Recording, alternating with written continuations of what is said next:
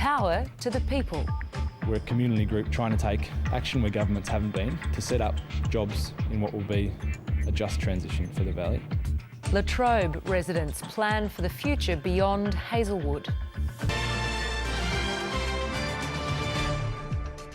Hello and welcome to ABC News Sunday. I'm Tamara O'Dine. Also tonight, a special report on the energy industry and the lessons Australia can learn from the other side of the world. I'm Lisa Miller. After the recent blackouts in South Australia and the debate over renewables, we've come to a country that at its peak took 70% of its energy from wind, and they've been doing it for decades. Find out where we are later in the program. It's widely expected the closure of Victoria's Hazelwood power station will be announced before the year's end, and the looming decision has many in the community around it thinking about the future. In the 1990s, thousands of jobs were lost in the Latrobe Valley when the power industry was privatised.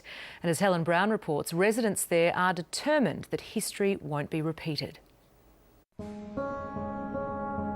It's best known for its 4 power stations and 3 coal mines. These students believe the Latrobe Valley could go from brown coal to a different energy future. Brown coal has been what has made this area what it is, so we're thankful for that, but it is time for change to like solar thermal, wind and even hydropower. These companies have the money to re-educate their workers, and I believe that we should educate people in renewable energy sources, like transition to renewables. Solar manufacturing equipment sits in this factory. A workers' cooperative aims to team with local business to get it up and running while providing training in new industries. It's asking for a government order for solar hot water tanks to kick-start the venture. We're a community group trying to take action where governments haven't been to set up jobs in what will be, hopefully, what needs to be a just transition for the valley. But I worry that there's been too little to this point done. The expected closure of the Hazelwood power station has created an air of uncertainty. Up to 1,000 jobs could be affected. The local council has looked at the region's skills in a move to diversify career options. We're positioning this place to be the engineering capital of Australia. So we've taken that as a mantle, and all of our strategies in an economic sense are based around our engineering capabilities. Definitely very highly skilled people in regional areas, and this area has probably got some of the best.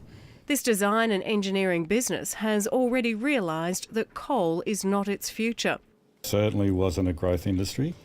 The spending stopped probably about 5 or 6 years ago, and we understood that and realised that we had to look elsewhere to make sure we could cope with that. It now employs more people and operates across Australia by including other industries as clients.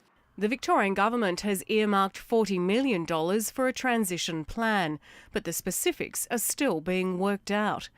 These young people met with Victoria's Energy Minister to voice their concerns. It's quite hard to push this change and this idea across because some of the elder people in the community don't think we have like a big say in this. I just think it's a bit odd because like even kids now, they saw themselves having a job there, so now they're gonna have to like rethink everything, so it'd be good to have a plan now. This power station has loomed large for so long it's hard to imagine an economy without it. It's a scenario some in the Latrobe Valley are trying to face. Well, I think it's false to say that the valley is only about coal. The valley has always been about far more than that. 6 generations of my family have lived here, so I'd love for this town to go on and thrive even more and continue to grow. A call for change to create a new future. Helen Brown, ABC News, Latrobe Valley. Now to tonight's special report. And in the wake of South Australia's energy crisis, we wanted to take another look at the power industry, in particular how other countries are handling the transition to a renewable future. Spain is a world leader in wind energy. On average, 20% of its overall power supply comes from wind. On one day it peaked at 70%. But it's come at a cost of €29 billion. That's the debt Spain racked up in generous subsidies designed to get the industry off the ground. When the global financial crisis hit in 2012, the subsidies were stopped and the price of electricity soared. We sent our Europe correspondent Lisa Miller to Pamplona to see the mega projects firsthand and whether residents there think it's all been worth it. 24/7, eyes are glued to these screens. Every number noted, every movement acted on, even if it's happening 17,000 kilometres away. So I'm going to ask him how is the current situation in Australia. This is the control centre for renewable energy company Acciona. From here, they're watching 9,500 wind turbines around the world. So what are we looking at right now? We are seeing Wobra wind farm, which is in South Victoria, and we are seeing real-time data from there. They're managing the energy output minute by minute, alerting national grids to changes in power supplies. In Spain, they're reaching levels of reliance on wind that many thought impossible, even if it's just for brief moments. In Spain, on a given day, we have reached almost 70% of... 70%? 70%, yes. It's incredible. I mean, some years ago it would be crazy people saying these kind of things, and today it's a real situation. Is 70% the limit, though? I think now you are going to tell me that I'm crazy, but I think we can be high, and I'm pretty sure that we'll arrive to 100% for one moment, for sure. They call this area the cradle of renewable energy.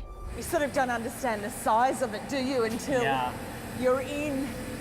That's quite amazing. It's actually 120 metres high. No way. Yeah. By 2020, Spain is on target to supply 20% of its total energy needs with renewables. It's almost there at 17.4%. On average, 37% of its electricity alone comes from renewables, enough to power 29 million homes. Can you see the wind farms out here? Yes, you can. Surrounded by them. We are surrounded by them. You can see them on the far horizon. Acciona's director for the Asia-Pacific region, Javier Montes, doesn't have a problem with ambitious targets. Can some countries make a mistake by trying to aim too high too fast? I think they're properly managed. There should be no issues with that. The examples in Europe clearly demonstrate that. The one thing going in our favour in Spain in particular is that the electrical system has been built with the goal of making it very reliable and heavy and able to take very heavy knocks in terms of extreme weather events or major technical failures. Spain's counting on the wind to keep blowing and the technology to keep improving. But what's the cost? There are critics here as well who say that the country's been too ambitious and there are still challenges ahead, moving from old energy to new.